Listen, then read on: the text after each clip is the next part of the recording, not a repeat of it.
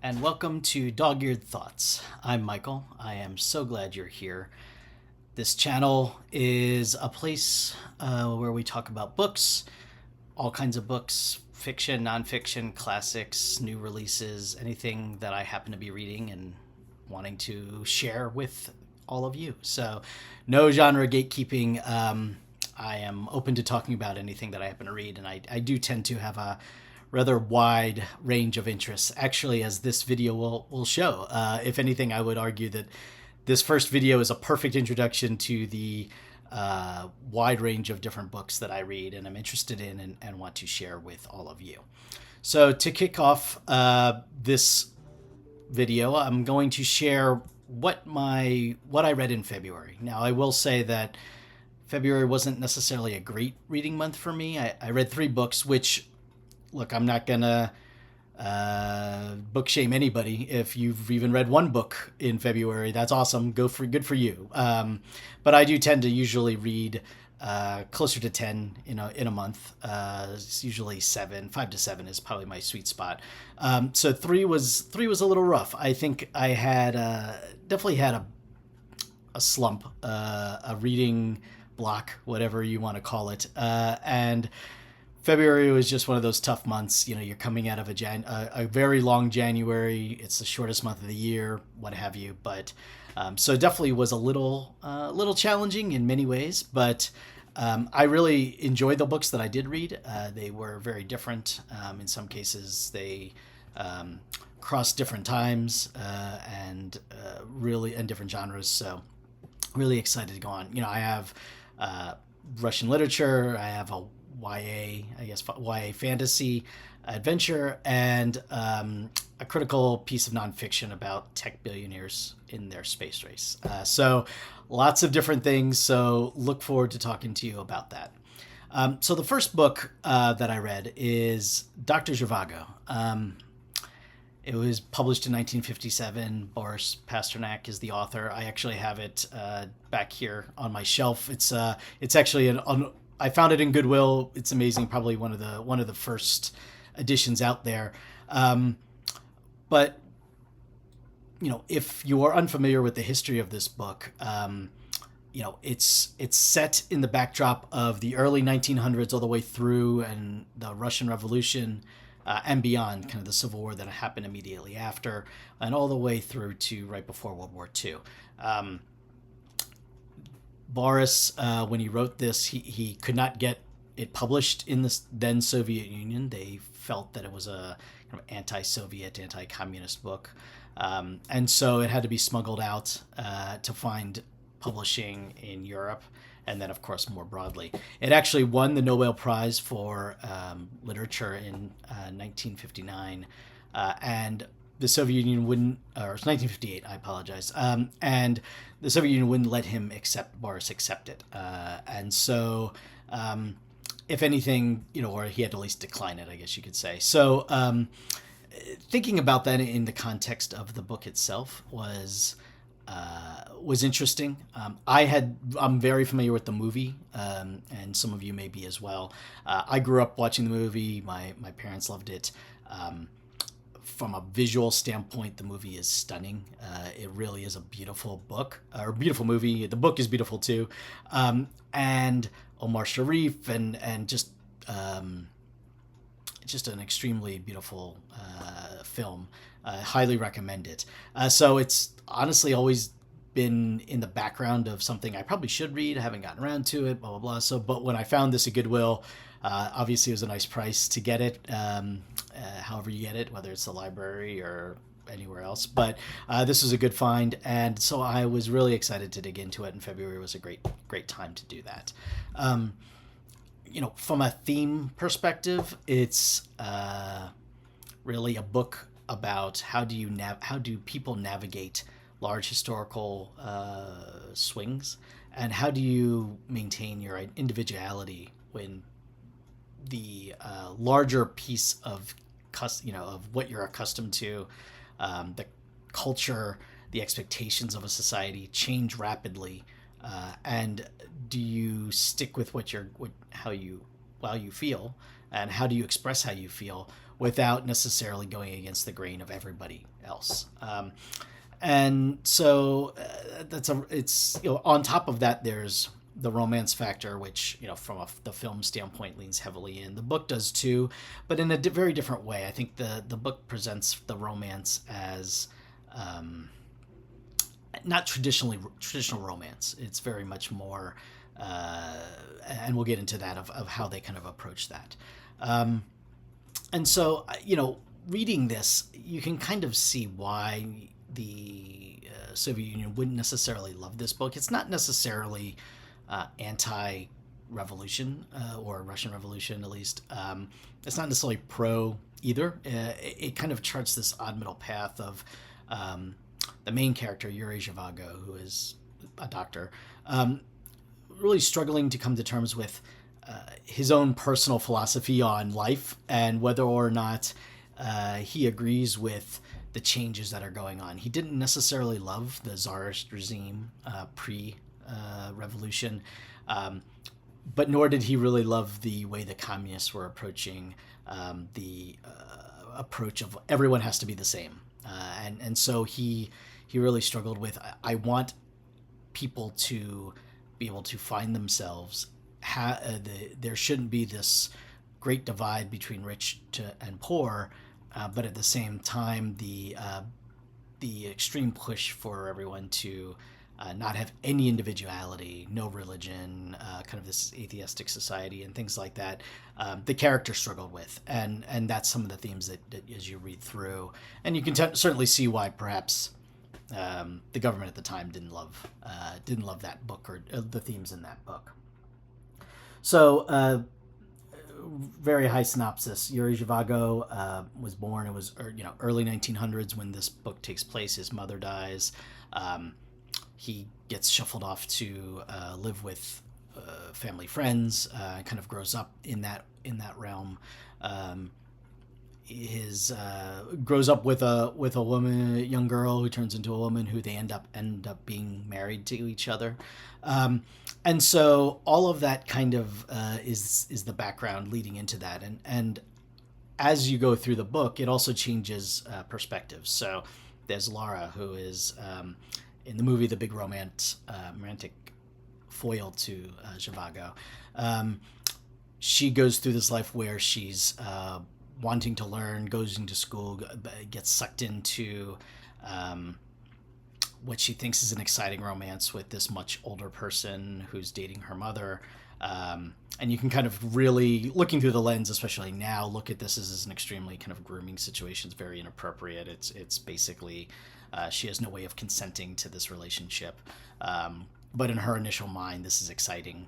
And then shifting to how she really dislikes and kind of struggles with the haunting of that throughout the rest of her relationships, as well as additional side characters. And one thing that I think Russian literature tends to be good at, and Pasternak is no different. And there are a lot of characters who appear and disappear, or just appear once throughout the form of the book.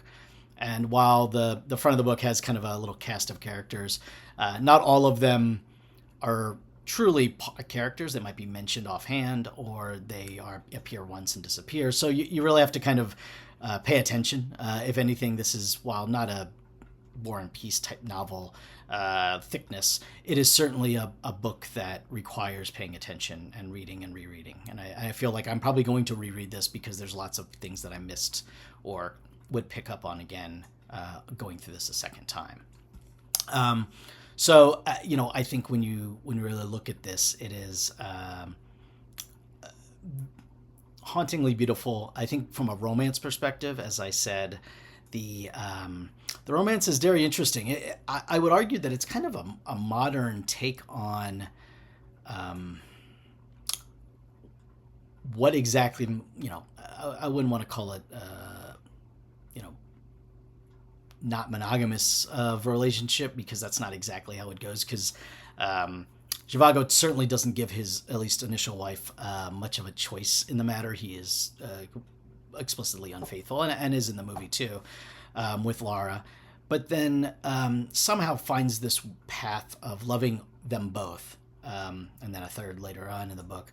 Um, in as much as he views this as part of his own personal kind of philosophy and identity of being a poet, a doctor, someone who feels the need or sees the world as the ability to how do I navigate and find and be open to myself without also feeling the guilt of societal pressures and things like that. But quite frankly, it is a relatively sad romance in all of his romantic encounters. You know, not only is he somewhat pretty much destroys his initial family life, where he ends up being kidnapped and kind of drafted into this army situation as a doctor and whisked away for over a year. When as much his family ends up thinking he's dead, they end up leaving the country. And he never sees them again, right? So, you know, and again, this is not necessarily, these are somewhat major plot points, so I'm not overly spoiling it. But then how does he reconcile that guilt of losing that family with the love that he has for Laura and kind of continually moving through his life? So all of that, again, there's lots of layers to this book. And then on top of that, I would argue this is one of the better books in really kind of explaining from an historical perspective the path that went from Tsarist Russia to communist Russia, and that it was not necessarily a straight line. And in fact, when the revolution first happened and the czars were and his family was overthrown, they set up a provisional government, and that was not necessarily an automatic Bolshevik or communist approach. And you know, that quickly lost favor with the populace, mostly because it remained in World War One, also because, you know, and it couldn't really find its footing in that realm. And then even when the communists did take over, there was the continual push from the Reds and the Whites, so the the imperial kind of support driven by other countries who didn't want Russia to be communist. Fighting, so that continues along with so there's that civil war element, so to speak, within it. So it is really it helps you understand, and it does help to understand if you know just a little bit about that time period to kind of get you through that book, and kind of ground you in what's going on and the size and the scope of Russia as a country and the geography of it all. And you see that in the movie. It is stunningly beautiful. It shows the snow, the ice, the mountains, all of these things that go, forests that go along with this, along with the cities. And Pasternak does an incredible job of describing that, and you feel as part of that when you're reading the book too. So that's absolutely one of those things. I definitely loved it. Like I said, it requires probably another reading or two over time to kind of understand or see what you missed. So absolutely recommend it as something to read. My second book this month is Ladies' Night, so by Amie Kaufman. You might, you know, it's definitely absolutely a completely different approach from Dr. Zhivago. It is, I wouldn't call it light necessarily, but it's definitely a fast pace. Much different fantasy kind of medievally book. You know, Amie, you may know her from other books that she's written. She's definitely written series. She's partnered with Jay Kristoff on different series in both fantasy and sci-fi. And she really brings a lot of energy into this book. And it's set as it follows a young woman navigating a world of knights, and handling political intrigue along the way, right? And specifically, it follows Gwen, who's a blacksmith's daughter, and she disguises herself as a male knight, Sir Gawain, to compete in the tournament. And the prize, so to speak, of this tournament is to win the hand of Lady Isabel, who is the daughter of this lord. And so while also navigating, so it's definitely a sapphic romance, sapphic story, which is great. It's super fun. So while navigating kind of this dual life of Gwen kind of having to, in one hand, keep Sir Gawain as a secret, as a male knight, winning tournaments and jousting and all of this stuff. And Amie does a great job of describing the action and the the excitement of these tournaments. Gwen also then, as Gwen, has to navigate kind of the court and the other women, and kind of how does she pretend to be a woman, or not necessarily pretend to be a woman, but navigate both the very feminine and kind of court side of political intrigue piece of it, while also navigating the more obviously physical side of being a knight. And then you throw in there's dragons and like I said, it's definitely a romance, and it's not necessarily enemies to lovers or anything like that. It's kind of more of a will they, won't they? Will society keep them apart? How does that go? And it's, I would argue, maybe the first in a series, so there's probably going to be more with these characters. But it's really, really kind of just a fun read. This one was actually an audiobook for me. And the narrators did a great job of capturing what's going on and the action that's going through that. I feel like it was a much faster paced book, especially coming off of Dr. Zhivago, which is a lot slower, a lot slower in that regard in terms of the literature and the exposition that's in there. Kaufman really doesn't. There's a lot of exposition, but it's not. It's very easy to read. It's easy to read, easy to listen to, easy to understand what's going on. Able to construct a plot, keeps the pages turning. I honestly didn't find myself bored at any point in time, and I actually found myself pushing to listen to one more chapter. Right, let me get through one more, because it's definitely exciting. And much like the other books. There's a different, each chapter, not necessarily each chapter is a different point of view character, but it definitely switches between different point of view characters, and does alternate even more as the book goes on, which is not necessarily a bad thing. Sometimes that can kind of take you out of the flow and rhythm, but it usually relates to a similar scene or the same scene, just talked about from a different angle or different viewpoint. So it absolutely allows for that to go on there as well. So definitely recommend. I think the chemistry of the characters is really well written. You kind of see the struggle, not only from a romance standpoint and kind of bucking trends and what does the world expect of women and men, and kind of dealing with those gender roles and equality, but also just the general camaraderie of both the women within the court. And if anything, you kind of see this kind of while there's some backfighting and backbiting and stab and things like that, it's still a strong constituent as well. So it's really really good from that point. So definitely enjoyable.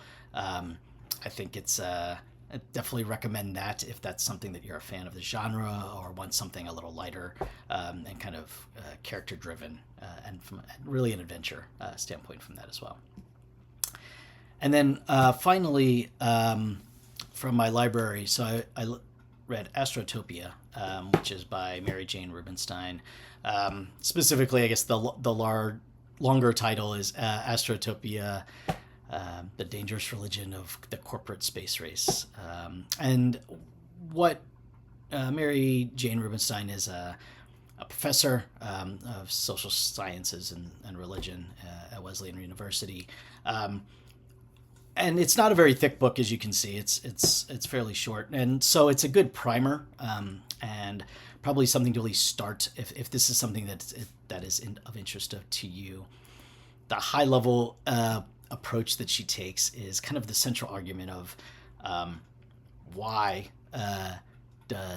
are we pushing, and not by we, why are the billionaires Elon Musk, Jeff Bezos, and others really pushing to get off of Earth, and why is the moon and Mars so central to their approach and push?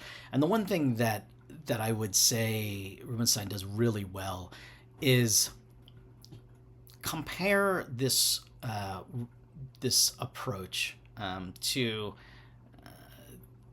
everything that has come on Earth before. So the expectation that we must conquer and explore and conquer and take over everything as humans, right? And so, what did the Europeans do to the Western Hemisphere as they came across the ocean and took over there? What did in the United States manifest destiny of pushing westward and having, and it is our right to take over and control everything from the Atlantic to the Pacific, and all of these things that are and the propaganda that goes into that conversation of really getting people to get excited about why we should and why are we expected to take over this space and use its resources. And the other piece that she does a really good job of is kind of explaining, and she takes some time in the beginning of kind of setting the stage of in terms of the Western religions, specifically Christianity and others like that, is monotheistic religions, is a shift as that religion became more and more prevalent within Europe and then expanded beyond. This shift from what we would look at as a pagan religion now, or pagan beliefs now, of instead of being part of the world, and kind of realizing that we as humans are part of this world no more or less than any other animal or any other creature or plant, or and that we only take what we need. We might chop down a tree for shelter, but we're not going to chop down 30 trees because we don't necessarily all at once, because that would be wasteful. Or understanding or believing that we don't need to kill every animal for food when we just need to do enough to get by, and that the different thought and lens of kind of the approach from Genesis of we are put on this earth as humans to subdue it, and we are kind of a higher level creature comparatively, right? And therefore that goes into a lot of the wording, even if it's not necessarily specific religious, but a lot of the wording across the centuries of how we've taken and explored and pushed and taken over and used the resources of this world. So that's definitely a good piece. The other piece that she uses is really the approach of the constant arguments that Elon and Jeff and Bezos make on why are we leaving this world? Like, why do we have to go somewhere else? And a lot of those arguments are either this earth is we're going to destroy this earth, this planet, so we need to go somewhere else so that we can survive as a species, or we have to get off this earth so we can then utilize the resources of space to help save the earth as a species. Either way, right? And in no cases, obviously, is any of that conversation about using the money and resources that they are using to get off the world using it inwardly to protect and save and fix the issues that we're having on this world, right? So it very much goes into this, without going flatly out of it, capitalist approach that the Rubenstein kind of talks about of we're just going to continue to consume and consume and consume. And if you believe that we are going to do all this to save this world, that might be probably a little bit naive, or at best very optimistic, right? But also giving some realisticness to it's not that easy. Landing on Mars and turning Mars into a hospitable planet is next to impossible, perhaps. And so doing all of that, what are we really gaining from that as a species? And is this really something that we need to do? So it is absolutely a great thought piece. It is not very long. She's concise. She writes really well. It doesn't get too deep. It hits the right scientific marks without getting too in the weeds on things. I would argue that, it's kind of, she does a good job of critiquing the private space colonization and how we've already treated space the junk that circles and orbits the Earth already from satellites and other things, spaceships that have gone up, um, aren't are still there, and it's not. We're continuing to add to it, and so like we're treating space just as poorly as we're treating Earth, and what are the ramifications of that? Right? She's not anti space or anti travel or anti exploration. She is kind of just setting a realistic tone of.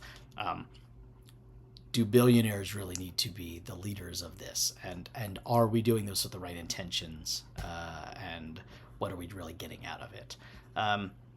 So I think that I will say probably from a if there are any cons to this book is that it is short, right? So again, not very thick.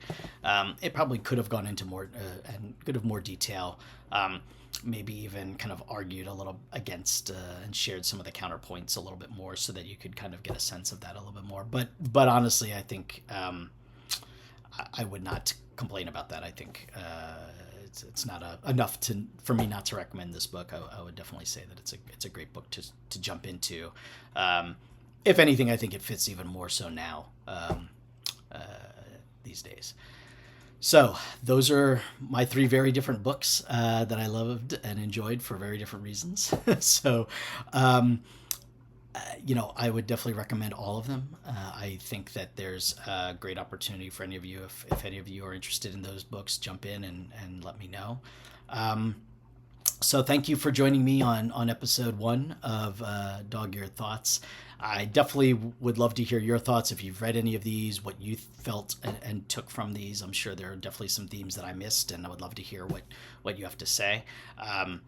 Drop them in the comments. And what did you read in February? I know it seems like a long time ago, but it was only about 10 days ago or so. And what are you looking forward to reading in March? I've already begun my reading journey, and will look forward to sharing what I'm reading and how we go as the month goes on. So absolutely love to hear your recommendations as well, because I have no problem adding to my ever growing TBR as all of us readers have, right? So go ahead and subscribe and hit a like at the bottom, and I look forward to sharing what my next read is going to be. Until then, take care.